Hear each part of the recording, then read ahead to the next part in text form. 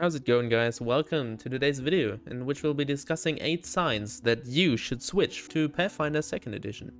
With Pathfinder 2nd Edition recently trending on Twitter, I think there are a lot of people who would like to join the Pathfinder community or become a PF2E player themselves. If you're one of those persons, this video is just for you. If you're still unsure if you should try Pathfinder 2nd Edition, here's 8 signs that you should definitely give it a go. Sign number 1. You want a more immersive character creation and more immersive character. The character creation in Pathfinder 2nd Edition is pretty detailed by giving you ancestry feats starting from level 1 and also giving you access to many region locked backgrounds. It gives you a lot of thought that goes into your character, and it gives you quite a good image of which character you are creating. Then number 2 would be that you want to have more interesting combat with more choices on how to act during fights. In Pathfinder 2nd Edition, you are actually incentivized not to fight all the time in a fight because you will get big penalties on your attacks. So instead you should use actions like trying to intimidate your enemy, recall some knowledge about a creature you're fighting, or trying to feint, stuff like that. In my opinion, that creates a way more interesting flow of combat where you and your players have to think a bit more on how to act during your round and which kind of combos you want to use. Sign number 3. You want a more viable non-violent playstyle. So that kind of results from the point before, by being able to just distract your enemy in fights or stuff like that. You are actually way more useful even when you play some kind of pacifist character. But also in non-combat encounters, you have a lot of things that you can do. You can use lore skills to kind of ask yourself if you know stuff about some specific creature, a specific location. You can also use the crafting skill to craft some specific tool to access a hidden cache or stuff like that. So there are many ways on how to interact with the world that doesn't necessarily have to result in combat. And this also leads me to sign number 4, which is that you like social encounters in your games. So Pathfinder actually offers a lot of rules for non-combat encounters, like a chase and stuff like that, but also for social encounters. So if you would like to have some kind of court trial or play in a theater, then you could just apply the social encounter rules from Pathfinder 2nd Edition to that, and you have some very interesting, well, basically dice checks the players have to make. You have an interesting story that results from that. That is not just me fighting some goblins or whatever, you know what I mean. Well, unless that play is about just me fighting goblins, then that doesn't really fit here, but whatever. Sign number 5 would be that you want a giant world with very varying different settings in it.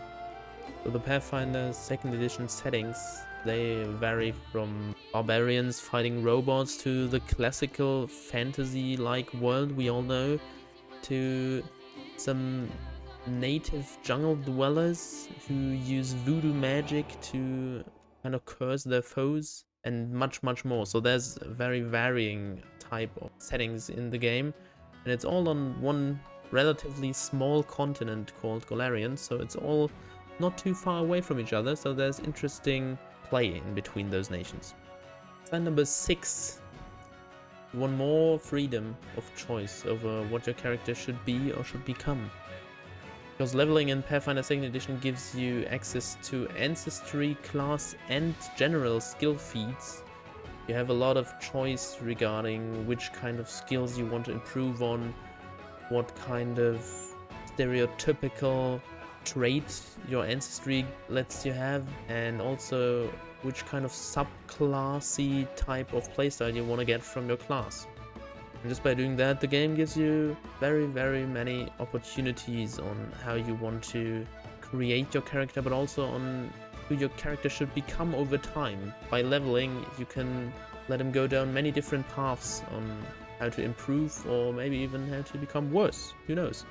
Well, worse on a morally level, because leveling up kind of makes you stronger. So sign number 7 would be you want more realism, more immersion in your fantasy world. And yes, you heard right. Realism in a fantasy world, I'm not joking. Because Pathfinder 2nd Edition gives you some immersive rules that kind of don't exist in D&D, for example, like flanking or like actually raising your shield to give you more armor class. You can then also use reactions to actually let the shield take some of the damage. Also the shield can break afterwards. Stuff like that are just little tools, but they also make the world way more believable, way more immersive, and I think that's pretty cool. And last but not least, sign number 8, which would be that you want a very, very specific or very creative playstyle. By having access to archetypes in Pathfinder 2nd edition, you really have a lot of weird subclass type of things in the game, which give you access to stuff like becoming a celebrity additionally, for example, or becoming a Viking. So you might be a ranger, but you're also a Viking that fights with an axe and a shield as well. You can also become a weapon improviser who just picks up random stuff he has lying around and beats people with that. Stuff like that is just very specific, but it's also very fun if you find one archetype that you like and use it, because then it really makes your character feel very unique. So those were the 8 signs that you should at least give Pathfinder 2nd edition a try. I hope you will do that. If you do, definitely tell me below in the comments. And also, when you're down there, you know, you could give me a like. You could. And also, you could become my, I think, 14th subscriber right now. You could be number 14. Isn't that great? But anyways, guys, thanks a lot for watching. And yeah, I hope I can bring you some more Pathfinder 2nd edition videos in the future as well. Not only on Pathfinder, but also on, well, pen and paper in general, I guess. And until then, have an absolutely great day, and I'll see you then. Goodbye.